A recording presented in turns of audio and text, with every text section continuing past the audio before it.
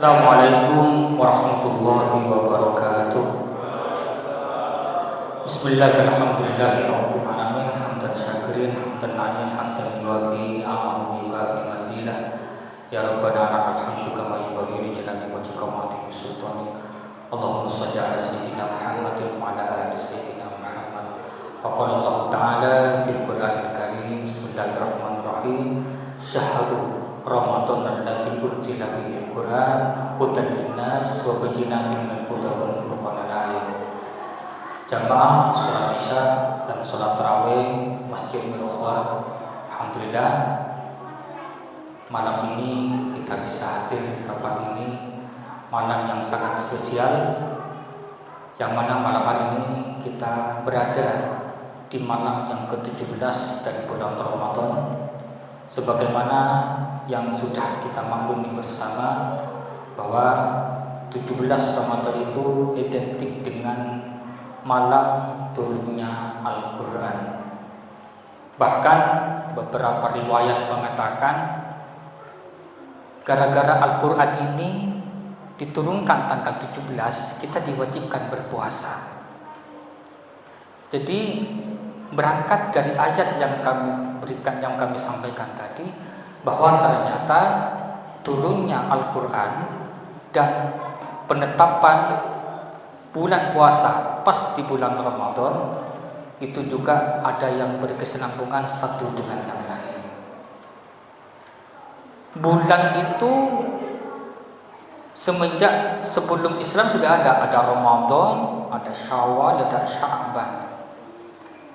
Maka dari itu tentu ini sebagai pengingat. Untuk apa? Apakah hanya diumumkan pengumuman tanggal 17 Ramadan malam nuzul Quran? Terus selanjutnya bagaimana kita menyikapi? Apakah hanya kita mengingat saja, oh iya rek nuzul Quran, oh iya rek Isra Mi'raj, tapi tidak ada implikasi, tidak ada efek kepada diri kita. Ini eman. Setiap tahun kita diingatkan.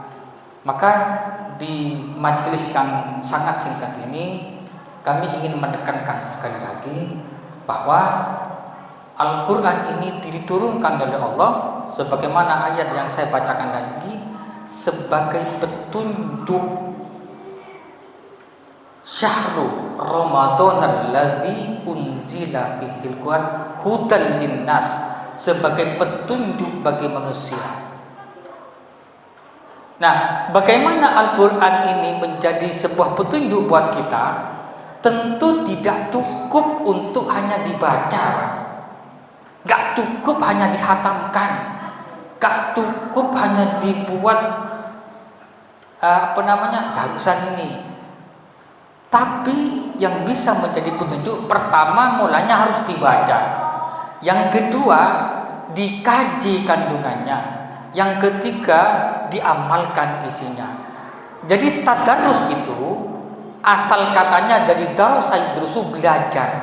Tadarus itu mengkaji Al-Quran, bukan menghatamkan. Kalau yang kita laksanakan itu menghatamkan, bukan tadarus namanya.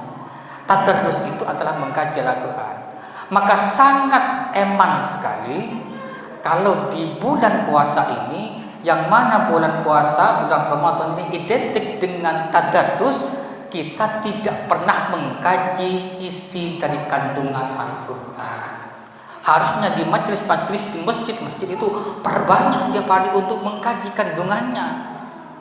Seharusnya itu yang bagus, Pak. Kenapa? Enggak mungkin kalau hanya dibaca saja berdampak kepada perilaku kita, enggak mungkin, Pak. Karena kita ini bukan orang Arab dan tidak paham Al-Quran, tidak paham bahasa Arab. Maka satu-satunya selain membaca juga harus mengkaji isinya. Maka ulama-ulama kita, ulama-ulama terdahulu, untuk mempermudah memahami Al-Quran, muncullah berbagai macam tafsir-tafsir Al-Quran. Ada tafsir Jalalain, ada tafsir Ibnu Katsir, ada tafsir Al-Misbah, yang itu menjelaskan maksud-maksud yang ada di dalam Al-Quran. Tapi tafsir itu hanya berupa tafsir kalau kita tidak bisa mempelajari. Jadi menjadi hudan yang tadi itu, Pak, menjadi petunjuk buat kita kalau kita mengkaji dan membaca isi kandungannya.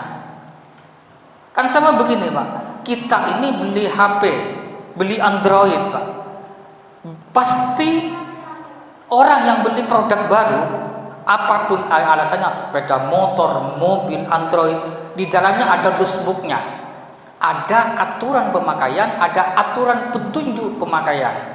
Biar apa? Biar yang megang HP itu, biar yang megang barang itu bisa mempergunakan sesuai dengan petunjuk yang dikeluarkan oleh pabrikannya. Oh, kalau tombol merah seperti ini fungsinya, tombol biru seperti ini fungsinya. Kalau menghapus fungsinya seperti apa? Di fungsinya seperti ini.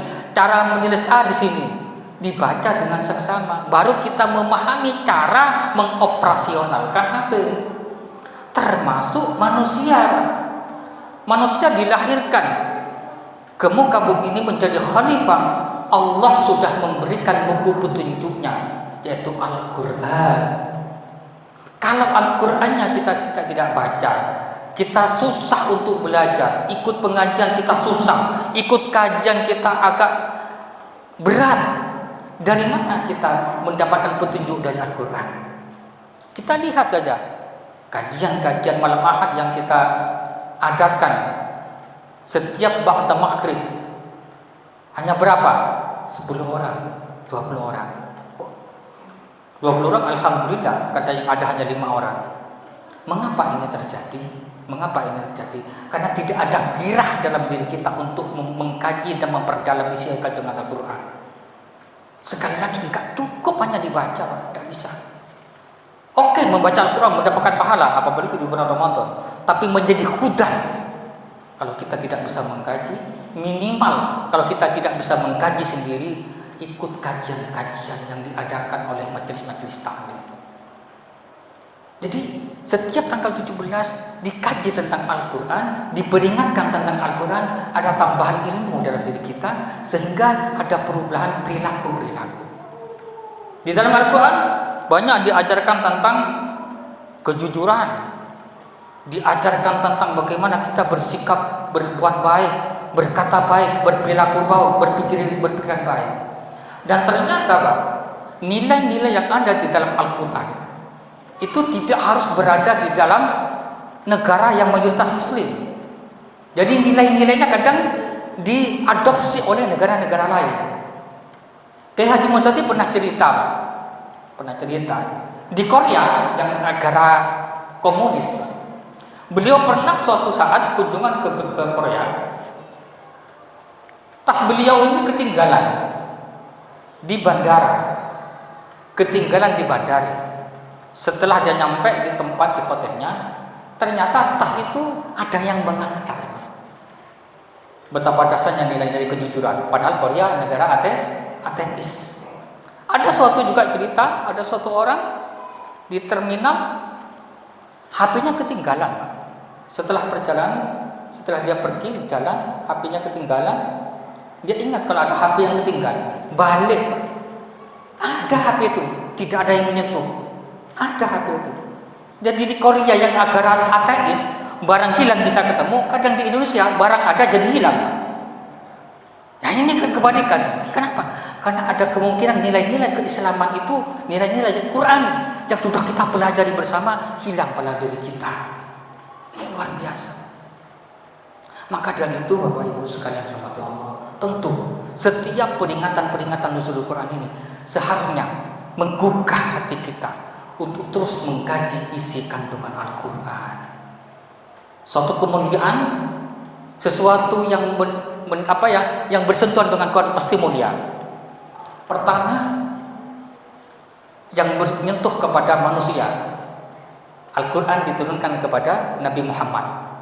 Maka Nabi Muhammad pun menjadi Sayyidul Anbiya wal Mursalin, menjadi rajanya para nabi dan para rasul. Bersentuhan dengan zaman, dengan waktu. Kapan diturunkan Al-Quran? Di dalam bulan Ramadan. Maka Ramadan menjadi bulan yang mulia. Pokoknya yang bersentuhan dengan Al-Quran dimuliakan oleh Allah Subhanahu wa taala. Berkenan dengan hari, dengan bulan. Bulannya apa? Bulan Ramadan. Maka Ramadan dimuliakan gara-gara Al-Quran. Ada hari yang dimuliakan gara-gara Al-Quran. Tanggal berapa? 17 Ramadan. Dimuliakan oleh Allah. Maka tidak heran, tidak heran orang-orang yang hafizul Quran yang dimuliakan oleh Allah Subhanahu wa taala. Bahkan bukan hanya mengkaji, menghafal Al-Quran pun, membaca Al-Quran sampai hafal. Nanti pada hari kiamat, orang tuanya yang punya putra-putri yang hafizul Quran akan diberikan mahkota dari surga oleh Allah Subhanahu wa taala. Tentu rugi kalau kita yang punya kitab petunjuk ini tidak pernah membacanya. Ayo kita periksa sekali lagi, Pak. Di rumah ada enggak Al-Quran? Ada, Pak, tapi mungkin di dalam lemari. Mungkin sudah banyak kotoran-kotoran yang menempel. Jadi ini menjadi muhasabah untuk kita semua. Tentu kita yang mempunyai Al-Quran, yang mempunyai ajaran, jangan sampai orang lain yang mengamalkan, kita yang tidak mengamalkan. Pernah suatu kunjungan juga Kiai Hasyim Muzadi di Eropa, kunjungan, Pak. Undangannya jam 7. Beliau datang jam 7:05 enggak dibuka, Pak. Enggak dibuka pintu gedung pertemuannya. Jam 7 pas dibuka. Padahal yang mengajarkan tepat waktu itu, yang bersumpah terhadap waktu itu Allah wal asri, yang diajarkan ke kita bahwa betapa berharganya waktu itu. Ternyata yang menghargai waktu itu kadang-kadang orang Eropa yang tidak ada Islamnya di situ, Pak. Nah, di kita ada on time, Pak. Bisa on time waktunya itu. Kenapa? Kapan itu? Ketika buka puasa, on time itu, Pak. Enggak pernah telat. Bahkan 5 menit sebelum adzan sudah menunggu. Jadi kita ini sebagai Islam kadang on time-nya ketika mau buka puasa. Padahal yang punya ajaran tentang tepat waktu, yang punya ajaran tentang kejujuran, yang punya ajaran tentang al-fahsya wal munkar, hak dan batil itu kita. Tetapi kita kenapa? Kok nilai-nilainya itu banyak yang diadopsi orang-orang yang notabene-nya itu tidak beragama. Ini menjadi tamparan keras bagi kita sebagai orang Islam. Ayo, kita yang sudah paripurna ajarannya, Pak. Islam ini sudah mengajarkan, Al-Quran sudah mengajarkan, dari semenjak kita bangun tidur sampai tidur kembali, Al-Quran lengkap ajarannya, Pak. Tinggal kita mau tidak mengkaji ajaran-ajaran yang ada dalam Al-Quran yang sudah dibawa oleh baginda Nabi besar Muhammad SAW. Mudah-mudahan sekali lagi kita yang sudah diberikan ajaran berupa Al-Quran lengkap, paripurna, akhir zaman, tidak ada kitab-kitab lain selain Al-Quran yang selengkap Al-Quran, yang sedahsyat Al-Quran. Kok kita menyia-nyiakan, tidak pernah mengkaji, bahkan tidak mengamalkan? Na'udzubillah min dzalik. Tentunya Al-Quran yang kita baca ini adalah menjadi syafi'an, menjadi syafaat nanti di hari kiamat. Tetap membaca, walaupun tidak mengkaji, mentadarusi, tetap menghafal, itu bagus, dapat pahala. Dahsyatnya Al-Quran luar biasa. Kalau saya turunkan kata Allah, Al-Quran lijabalin qara'atuhu khasyian mutasaddian min khasyatillah. Kalau saya turunkan Al-Quran itu kepada gunung, kepada ini, maka dia akan ketakutan. Al-Quran, apa Al-Quran? Al-Quran itu bacaan, berarti harus dibaca. Kalau ini bukan Al-Quran, itu mushaf Al-Quran. Kalau itu diturunkan ke gunung ya gak berpengaruh, Pak. Itu mushaf itu. Kadang Al-Quran yang ada di situ makan rayap kok. Yang dahsyat itu adalah hikmahnya Al-Quran. Dan yang terpenting Bapak Ibu sekalian, sebagai orang penutup, ketika kita membaca Al-Quran, pada saat itu kita sebenarnya berdialog dengan Allah Subhanahu wa taala. Kenapa? Karena Al-Quran kalamullah. Maka bacalah Al-Quran dengan khusyuk, bacalah Al-Quran dengan tenang, bacalah Al-Quran dengan penuh perenungan. Ayat-ayat Al-Quran baik yang berupa tekstual maupun kontekstual. Kalau kita baca Al-Quran dengan pelan, dengan renungan, ya Allah, Bismillahirrahmanirrahim. Inna fi khalqis samawati wal ardi wa ikhtilafil laili wan nahar وَالنَّهَارِ لَآيَاتٍ لِأُولِي الْأَلْبَابِ الَّذِينَ يَذْكُرُونَ اللَّهَ قِيَامًا وَقُعُودًا وعلى جنوبهم ويتفكرون في خلق السماوات والأرض ربنا ما خلقت هذا باطلا سبحانك فقنا عذاب النار. Baca dengan pelan, baca dengan khusyuk. Insya Allah mudah-mudahan tarawih yang saya baca tadi standar, nggak terlalu cepat. Nggak boleh bah, nggak terlalu cepat. Di dalam Al-Quran nggak boleh.